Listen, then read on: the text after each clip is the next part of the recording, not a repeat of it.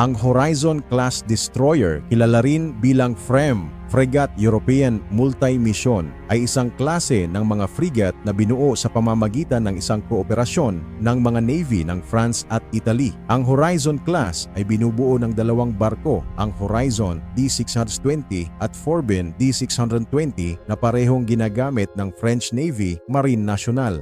Ang mga barkong ito ay idinisenyo upang magsagawa ng mga high-intensity naval operations kabilang ang air defense, anti-submarine warfare, at strike missions. Ang Horizon class ay may malakas na air defense capabilities at modernong teknolohiya. May kakayahan na katulad ng air defense and AAW, anti-air warfare, multi-role operations, meron din itong stealth features. Propulsion system, ang Horizon class ay may CODLOG, combined diesel electric or gas propulsion system na kombinasyon ng gas turbines